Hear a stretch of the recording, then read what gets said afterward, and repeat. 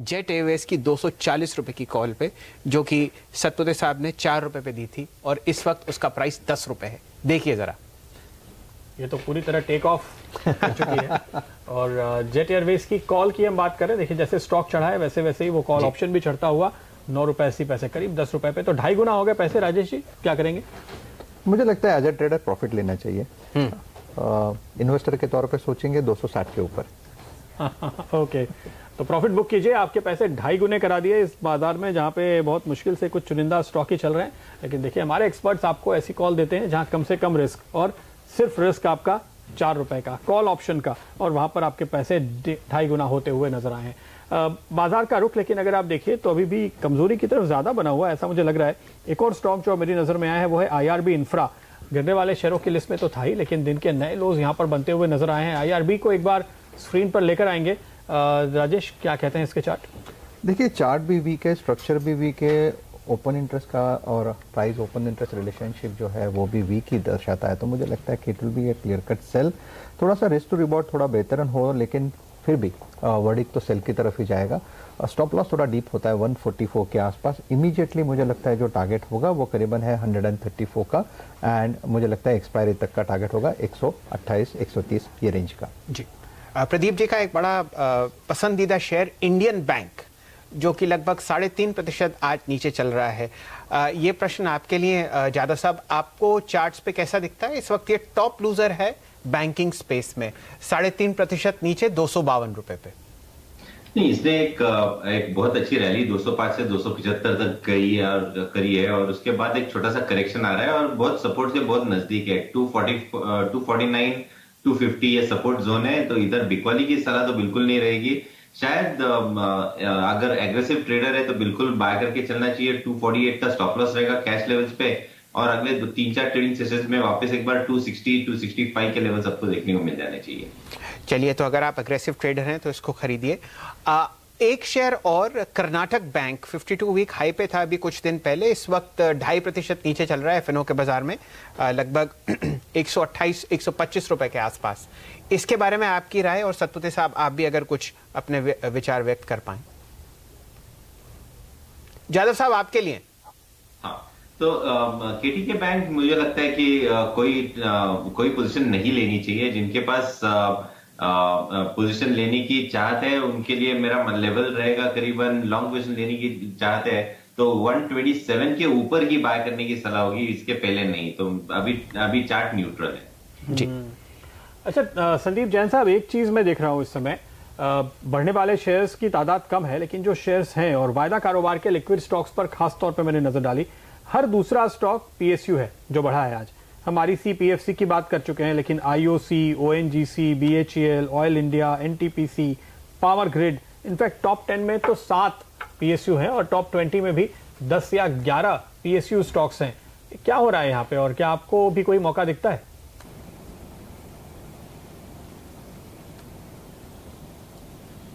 संदीप जैन, आप मेरी आवाज सुन पा रहे हैं? या शुरुआत में जब मैंने मार्केट से रिलेटेड जब कमेंट्री में दे रहा था तो मुझे यही था कि ये जो PSU स्टॉक्स है उस सॉरी जी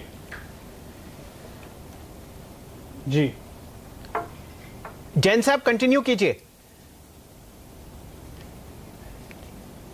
हाँ प्रदीप जी, तो यही था कि PSUs सर्टेनली, एक तो CPSC ETF जो है वो ओवर हुआ है, उसकी वजह से थोड़ा बहुत एक जनरली प्रेशर रहता है। जब भी ऐसे ETFs आते हैं तो लोग हो सकता है कि फ्यूचर्स में सेल करते हैं और यहाँ पे कैश में बाइंग करते हैं, और कुछ डिस्काउंट का भी एक रहता है, 4% डिस्काउंट था, तो रिटेलर्स भी ये काम करते हैं, तो पोजीशंस उसकी वजह से भी बनती है।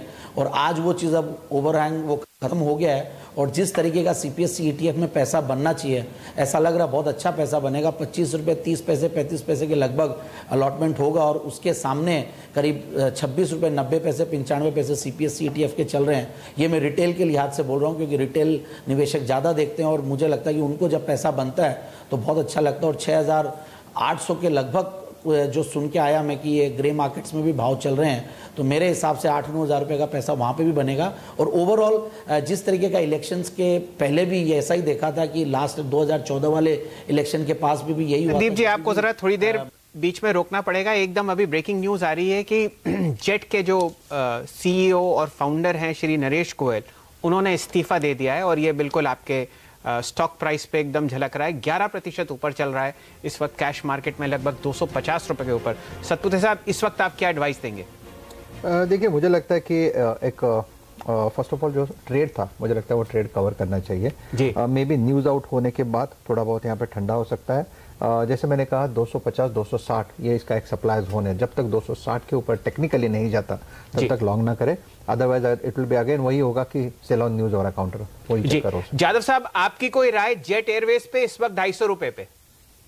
नहीं, आज के ट्रेडिंग के हिसाब से मेरा मानना है कि जो मूव आनी थी लगभग आ चुकी है। जैसे सतपुते साहब ने भी कहा कि 255 260 बहुत इंपॉर्टेंट सप्लाई जोन है, तो इसको क्रॉस करने के ऊपर क्लोजिंग मिलती है तभी एक फ्रेश पोजीशन ली जा सकती है, वो भी इन्वेस्टमेंट के स्ट्रेटेजी की तरफ। अगर किसी के लॉन्ग पोजीशन है तो प्रॉफिट बांध ले। बिल्कुल, तो मुनाफा वसूल करने की राय, और मुनाफा तो काफी तगड़ा होगा हमारे दर्शकों का, क्योंकि सुबह बाजार खुलने के बाद पहला सौदा में हमने यहाँ पर करीब 225 के लेवल पर तेजी का कॉल लिया था। समीर कालरा हमारे साथ जुड़े थे, उन्होंने यहाँ पर एक क्लियर व्यू तेजी का लिया था और देखिए आज में आप 250 रुपए तक पहुंचते हुए नजर आ रहे हैं। हालांकि समीर का तो ये मानना है कि टर्न अराउंड होगा और उसके बाद और भी बेहतर लेवल दिखाई दे सकते हैं। लेकिन ये बहुत ही अहम खबर जिसका हमें इंतजार था, अनीता गोयल और नरेश गोयल दोनों ने इस्तीफा दे दिया है और उसके बाद अब रास्ता साफ होता है आगे बैंक्स के आने का। संदीप, आप कैसे देख रहे हैं इस डेवलपमेंट को? आपकी क्या कॉल है अब जेट एयरवेज पे? क्या इसके अच्छे दिन आएंगे? क्या लेवल्स, क्या टारगेट्स? बिल्कुल आने चाहिए प्रदीप जी। मुझे ऐसा लगता है कि ये न्यूज़ काफ़ी पॉजिटिव है इस पर्टिकुलर कंपनी के लिए, और जितनी नेगेटिव्स थे सब कुछ डिस्काउंट हो चुके हैं। और मैंने जब भी इस पे पहले भी सवाल आए हैं तो मैं यही कहूँ कि होल्ड रखना चाहिए, स्टेटस को मेंटेन करना चाहिए और अपने पोजीशंस को होल्ड करके रखें। और आज भी मैं कहूँगा कि ठीक है, ट्रेडर्स जिन्होंने नीचे के लेवल्स पे लिया है वो सर्टेनली टेक्निकली प्रॉफिट बुकिंग करे, बट इन्वेस्टर्स को मैं यही राय दूंगा कि इसको होल्ड करे। देखिए, जिस तरीके से इंडिगो ने अभी आउट परफॉर्म किया या स्पाइस जेट ने आउट परफॉर्म किया, तो मुझे ऐसा लगता है कि इस पर्टिकुलर सेक्टर के ऊपर सरकार अब स्ट्रैटेजिकली या स्ट्रक्चरली कुछ मेजर चेंजेस लाएंगी। और ये एक डेवलपमेंट कहीं ना कहीं ये अंदेशा देता है कि कोई ना कोई बड़ा चेंज होगा। हो सकता है कि कोई बड़ा टेक ओवर हो या कुछ अच्छा प्रोमोटर आए, और बैंक्स जब आ रही है तो वो सर्टेनली कोई ना कोई एफिशिएंट मैनेजमेंट को साथ में लेके आने की पूरी कोशिश करेंगे। तो जो भी होगा अच्छा ही होगा। और ये नहीं भूलना चाहिए कि ये पर्टिकुलर कंपनी इनफैक्ट जब लास्ट टाइम जब ये प्राइवेटाइजेशन शुरुआत में हुआ था तो उसमें से सारे दमानिया ईस्ट वेस्ट सब बंद हुए थे, जेट निकल के आया था एज अ विनर। तो हो सकता है कि अच्छा मैनेजमेंट जब आए तो जिस तरीके से इनका पास्ट का पेडिग्री है उसका बेनिफिट मिलेगा। और मुझे ऐसा लगता है कि इन लेवल्स पे भी होल्ड करके रखा जा सकता है लॉन्ग टर्म इन्वेस्टर्स को। जी जैन साहब, ये तो खैर हम लोग बात करेंगे नहीं कि जेट की पेडिग्री और जेट किस तरीके से पिछली सिविल एविएशन की लड़ाई जीता था, लेकिन एक बात तो ये तय है कि इस वक्त अगर कोई नया इन्वेस्टर है वो क्या देखेगा कि एक पब्लिक सेक्टर बैंक जो है वो एक प्राइवेट एयरलाइन चला रहा है और जो सेक्टर है वो बिल्कुल ही कोलैप्स कर चुका है। आप एयर इंडिया का हाल देख लीजिए, उनको भी कोई बायर नहीं मिला। जो इनके अपने इन्वेस्टर हैं एतिहाद, वो खुद बाहर निकलने के चक्कर में थे 150 रुपए के आसपास के स्टॉक प्राइस पे।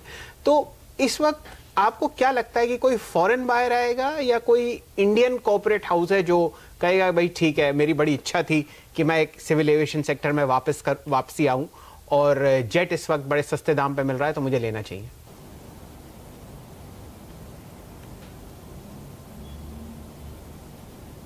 ये सवाल मुझसे है? जी हाँ, आप ही से है। हाँ बिल्कुल, बहुत अच्छा सवाल आपने पूछा है। इनफैक्ट शैलेंद्र, मुझे ऐसा लगता है कि कोई ना कोई इंडियन कॉरपोरेट ही आएगा। और कहीं ना कहीं जिस तरीके से एक र्यूमर्स बन रही है कि टाटाज आएंगे, और बीच में भी ऐसा एक वो माहौल बना था, और ऑलरेडी एयरलाइंस में इनका काफ़ी प्रेजेंस है, और जो इनफैक्ट पास्ट में भी इन्होंने इस इंडस्ट्री में पहल की भी है। तो मुझे ऐसा लगता है कि कहीं ना कहीं इसी टाइप का कुछ डेवलपमेंट होगा। और जो इतिहाद निकल रहा है, और उन्होंने एक इस तरीके का ऑफर दिया था नीचे के प्राइस पे, और अगर वो निकलते हैं तो वो सर्टेनली उससे बहुत ज़्यादा ऊपर की प्राइस अब डिमांड नहीं कर सकते हैं। तो हो सकता है कि कुछ ना कुछ पॉजिटिव एक और नजरिया यहाँ पर लेते हैं। और हमारे साथ अब इंडस्ट्री के दिग्गज जुड़े हैं, परवेज दमानिया साहब, जो खुद एयरलाइन चला चुके हैं, मैनेज कर चुके हैं, निवेश कर चुके हैं, अच्छी तरह समझते हैं इसको। दमानिया साहब, ये जो डेवलपमेंट हुआ, नरेश गोयल और अनीता गोयल अब इस्तीफा दे रहे हैं और बैंक्स एक तरह से टेक ओवर करते हुए मैनेजमेंट को नजर आएंगे, क्या राय है आपकी? नहीं, मुझे लगता है ये बैंक्स ने बहुत लेट कर दिया. They should have moved in much earlier. मुझे समझ नहीं पड़ रहा, जब एयरलाइन ऑलमोस्ट 40% 30% पे आ गई है, तब इन्होंने क्यों एक्शन लिया? Why couldn't they pressurise Naresh Goyal and his wife to resign much before? आज एयरलाइन का कंडीशन इतना खराब है, आप बोल रहे हैं, लेकिन मेरे हिसाब से ओवरनाइट बायर मिलना बहुत मुश्किल है. It is not going to be an easy job because the dues are mounted up so high, the liabilities will be so high. और इसका ताबड़तोड़ फॉरेंसिक ऑडिट होना चाहिए कंपनी का. पैसा कहाँ गया, कैसे गया, 8,500 करोड़ का लॉस कैसे गया. और मुझे ये जानना है कि अगर किसी ने नहीं लिया तो स्टेट बैंक ऑफ इंडिया ये पैसा कैसे रिकवर करने वाला है. स्टेट बैंक ऑफ इंडिया के पास क्या नॉलेज है एयरलाइन रन करने का? It is a very complicated industry, not anybody can run it. आप 4 फाइनेंस के डायरेक्टर्स को लगा देंगे तो थोड़ी एयरलाइन चल सकता है ऐसे यार. दमानिया साहब, कॉम्प्लिकेटेड डील है. जी दमानिया साहब, यही प्रश्न मेरा है आपसे. इस वक्त कोई भी एविएशन की दुनिया में ग्लोबली क्या हिंदुस्तान के सिविल एविएशन बाजार में आना चाहेगा? मेरे हिसाब से कोई नहीं है जी. मेरे हिसाब से कोई नहीं है. Existing airlines are doing very very well और उनका काम बराबर चल रहा है. तो ये क्यों ऐसा कंपनी ले जिसका इतना लायबिलिटी है, वो खुद का एयरलाइन क्यों नहीं एक्सपांड कर ले? Today, Tata's can expand their own airline. Indigo can expand their own airline. Spice can, and they are running good airlines. And मुझे ये नहीं समझ पड़ रहा है कि गवर्नमेंट ने इतना डिटोरिएशन क्यों होने दिया. Government why didn't they move in before? जब नरेश गोयल का आप when are you going to revoke his personal guarantees? उसके पर्सनल गारंटीज है नहीं है. अगर आपको कोई बायर नहीं मिला तो आपका क्या प्लान है? बायर नहीं मिला तो एसबीआई कैसे पैसा रिकवर करने वाला है? 8,500 करोड़ पहले विजय माल्या चला गया, मोदी चला गया, अभी नरेश गोयल. Where is Naresh Goyal? उसका पासपोर्ट आपने क्यों नहीं इंपाउंड कर दिया पहले? Till everything was clear. Now he is already in London. What is the meaning of this nonsense? How many people are you going to let escape to London? Why they haven't you moved in before? आपने नरेश गोयल से पहले resign क्यों नहीं कराया? Resign नहीं करा तो उसको अपना पैसा भर दो. दो में से एक करो. Why did you wait till the airline has come to this position now? जब एतिहाद को इंटरेस्ट था, जब एयर इंडिया को, जब एतिहाद को इंटरेस्ट था, टाटा को इंटरेस्ट था, तभी आपने बोलना चाहिए था भाई आइदर यू रिजाइन और let this people take over and leave the board. आज you come to such a precarious stage, almost the airline is closed down, 23,000 people are losing their jobs, livelihood. This is all the complete nonsense of one man's ego. You close down you jeopardize the future of 23,000 people, means 1 lakh people you are jeopardizing the future of.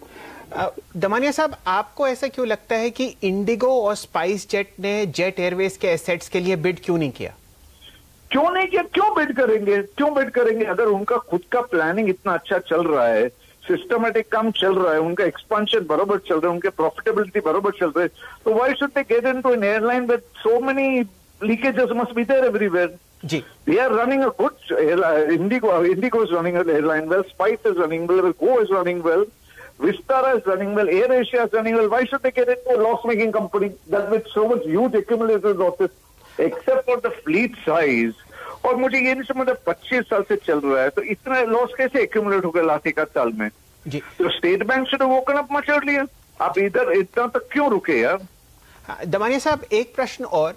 काफी समय पहले इसी तरीके की एक परेशानी सत्यम computer services के साथ आई थी, जिसमें सरकार ने कुछ समय तक काफ़ी सारे जो दिग्गज फाइनेंशियल सिस्टम्स के वहाँ पे नेता थे उनको कहा कि भाई आप थोड़ी देर ये कंपनी चलाइए, और उसके बाद टेक महिंद्रा से टेक ओवर करवा दिया. आपको लगता है कि जेट एयरवेज के साथ कुछ ऐसा ही होगा अगले 5, 6, 8, 10, 12 महीने बाद? खाली एक बात मेंशन करना चाहता हूँ कि when the company some kind of assets, some kind of building, some kind of machinery, it's different. यहाँ there are no assets. Slowly by slowly leasing companies अपने प्लेन ले जाएंगे तो ऑटोमेटिक एयरलाइन बंद हो जाएगा and government will be able to recover 0. आपने Kingfisher में कितना पैसा रिकवर किया? You will be able to, if the aircraft, मैं बोल रहा हूँ सबके सब एयरक्राफ्ट लीज पे है, लीजिंग कंपनीज अपने एयरक्राफ्ट ले जाएंगे, pilot, senior pilot will join spice, go, Indigo and leave. तो रह क्या जाएगा गवर्नमेंट को? गवर्नमेंट पैसा कैसे रिकवर करने वाला? मैं वो पूछ रहा हूँ. Tomorrow, suppose they don't get a buyer and they can't recover, how are they going to recover? They're going to lose every rupee. I'm telling you this because there are no assets in the company. Where are the assets? वो तो बताइए. 8,500 करोड़ आपने क्या asset के सामने दिया है? जी दमानिया साहब, इस समय जो ये कोशिश हो रही है कि एक बायर ढूंढा जाए, और जो जानकारी अभी धीरे धीरे निकलकर हमारे सामने आएगी कि बोर्ड ने क्या कुछ और फैसले लिए हैं, क्या ये जो एग्जिस्टिंग शेयर होल्डर्स हैं इनको अपना हिस्सा कम करना होगा ताकि एक बैंक्स के लिए या नए आने वाले इन्वेस्टर के लिए जगह बने और वो पूरा कंट्रोल हासिल कर पाए? जो आप कह रहे हैं आपकी बात बिल्कुल सही है, लेकिन कोई भी निवेशक अगर यहाँ आता है किस तरह के स्टेक वो देखना चाहेगा? क्या वो फुल कंट्रोल चाहेंगे? क्या ये 10% भी अगर जेट एयरवेज पे नरेश गोयल का हिस्सा बना रहता है तो वो एक डिस्कम्फर्टिंग फैक्टर होगा, एक रुकावट होगा किसी भी नए इन्वेस्टर के लिए? एब्सोल्युटली एब्सोल्युटली, कोई नहीं चाहेगा कि जो old management remains on the board. And मैं खाली ये बोल रहा हूं कि भाई अपटिक what is the, why is not an audit be done, why did they let Naresh Goyal leave India? This is going to be Vijay Mallya the second once you start auditing the accounts, I can assure you that. Okay, तो फिलहाल शुक्रिया आपका जी। फिलहाल हमें इंतजार है और ज्यादा डिटेल्स का, क्या कुछ जानकारियां और इस बोर्ड से निकल कर आ रही हैं। हमें कंपनी से ये कहा जा रहा है कि वो एक्सचेंजेस को अपना एक स्टेटमेंट भेज रहे हैं और वो स्टेटमेंट जैसे ही पहुंचता है हम आपको और ज्यादा विस्तृत विवरण देकर देंगे।